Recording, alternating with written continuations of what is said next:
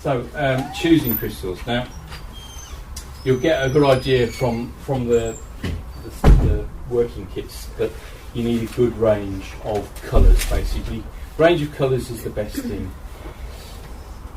to go for. You'll always tend to naturally be drawn to some colours, and some colours of stones are more common than others. So when you're getting together a working kit, it's really a balance between your own personal lusts and desires and absolutely have to get that crystal, plus I haven't got any of that stone, so I need that colour, so I need to get some of those, even though I'm not initially drawn to them. You'll find that these, it's difficult to say because we're so lucky down in the southwest for access to crystal shops. In some areas of the country, they don't even know what a bloody rock shop is, or they've got, or there are like a couple of dusty bits or something in the back of somebody's mind, body, spirit shop.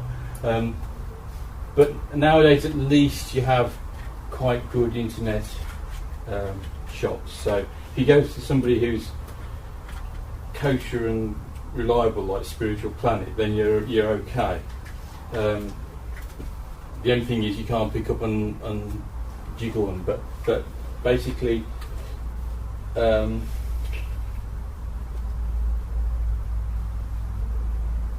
it's not only what's available, which does vary, it's also variability of price. So you've just got to look around and see who's got what and how much they're charging for it, because you'll always get places that are good for some things but really bad for others as far as price goes, because they've got different suppliers. And many of the small mind-body shops, whether they're bookshops or not, tend to get from the same suppliers. So you always tend to get the same spelling mistakes, the same stones. So you do need to look for independence sometimes to get less, either better quality or less familiar sorts of stones. Don't always blame the crystal shops if they have spelled something wrong or if they've mislabeled something, because it is difficult sometimes for people who don't know the area very well to just go by what they're told, or to misinterpret or misspell something. And shop sellers just sell stuff and don't necessarily know a great deal about it. So that's where your own skill comes in, is that if you know that something isn't something, or that is something else, then that's just the way it goes. You just know more than other people sometimes. But it's not an easy field to get to know, because even though you think, oh, I know this stone and what it looks like, some idiot will go and dig up something which is exactly mineralogically the same, but it's got a completely different colour and completely different shape. And like is it 2,000 new minerals each year are identified? Some ridiculous amount like that. Because that's what mineralogists do. You know, they like hitting something to microscopic size, slapping it under electron microscopes and various spectrographic things, and saying, "Oh look, it's this," or "Oh look, it's that," "Oh look, it's got 3% of this stuff, so therefore it's a new mineral." And new things are coming out all the time. But as far as the crystal therapist goes and mind-body market goes, that's not really all that relevant, because most of those minerals are not in a form that can be used by a crystal therapist or by anybody, because they're just like little animal-shaped things with spikes that are very small or very rare, or so delicate they'll never be used. We're looking for a good selection of tumble stones, and basically if you can get flattish tumble stones rather than rolly tumble stones, then that's helpful. The size of the stones isn't important in terms of how effective it's going to be, but it is important in terms of whether it's going to stay on the body, whether it's going to crush a vital organ, things like that.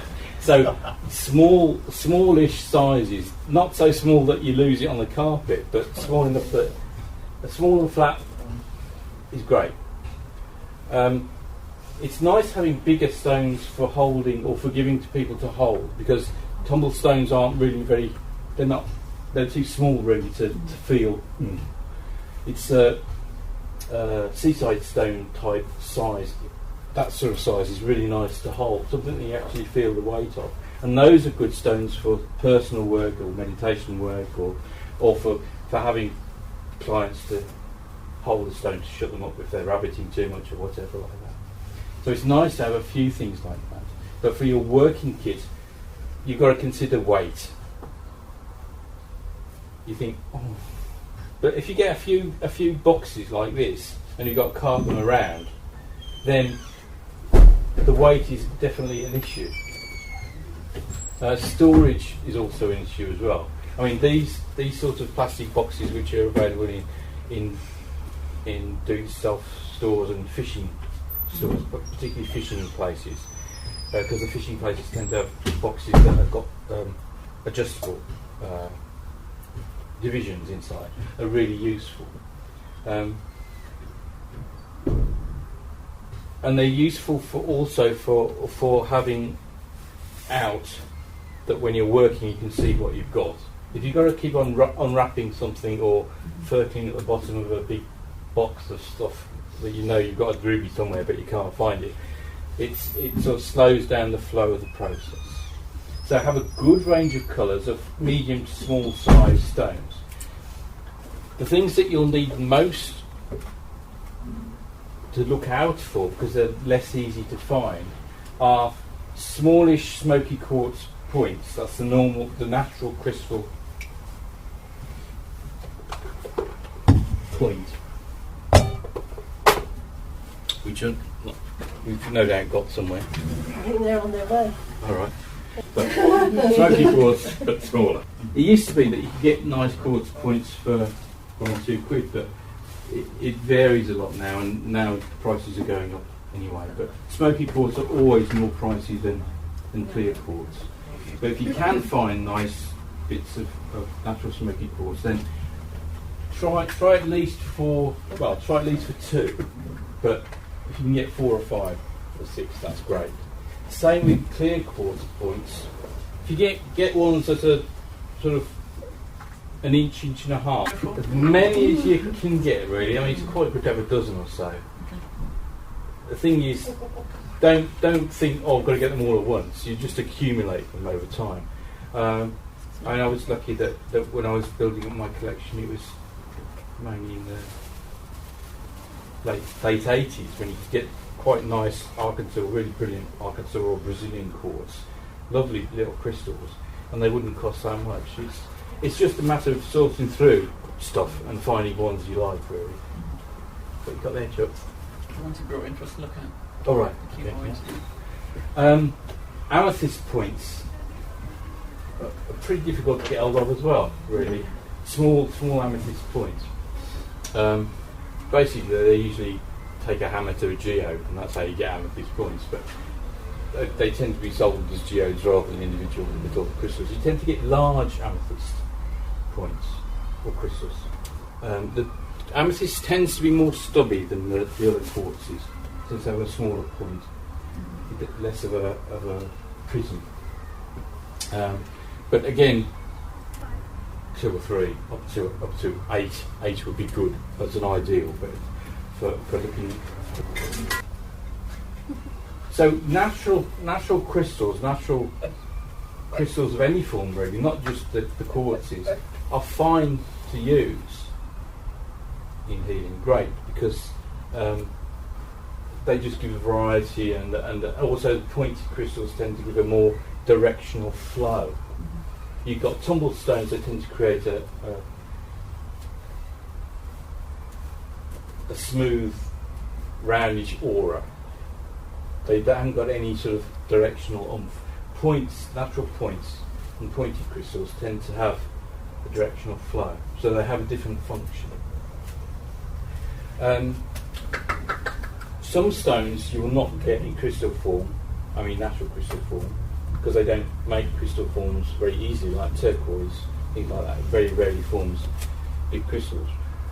rhodonite, rhodolite, things like that, they do form crystals, but rarely, and it's expensive, things like azurite. So, you know, you go for what you like and you go for what you can afford. And you think about, is this practical for laying on and around a body? Is this practical for washing, for cleansing?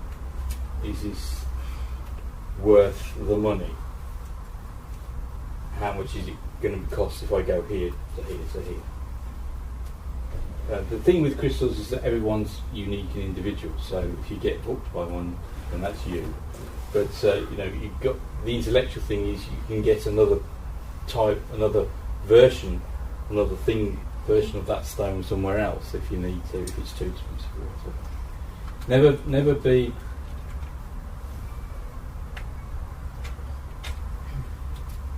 well, you can if you like, but be aware that there's a personal desire thing that comes into it that is energetic as well as just lusty after something. So sometimes you do need to fork out on something that is special because there is some special energy there. But don't be blagged into buying something that you can't afford just because somebody says it's this or that.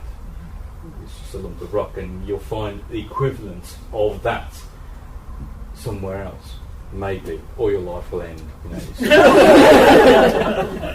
if you go back and it's still there, then you can buy it.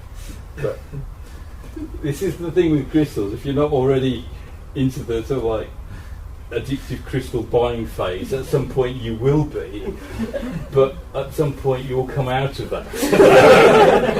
It might take a while. But the main thing is to shop around and to get a wide variety of stones. Worked stones, cut stones and carved stones we'll talk about a bit later, but apart from large polished or tumbled stones for holding, you know, as a sort of holding stone, the only other thing that you'll definitely need is a crystal pendulum of some kind and a massage wand or two of some kind. And the best, most general would be clear quartz or smoking quartz or amethyst. Any questions about choosing stone? Doesn't matter really, from our point of view, it doesn't matter what the mineral is or are. Initially the main thing is to get a range of colours. And if you've got one or two similar colours, you know, you need more than one red stone, you need more than one blue stone, you need a good selection. And if you can have different minerals of blues and different minerals of each colour, then that gives the choice of working. You're more likely, you can tune your work more finely to the person. So the more finely you can tune your work to what needs to be done, the quicker the work's done and the easier it's done. And we just want to get in there, do the work, get out. We don't want to faff around with things if we can avoid it.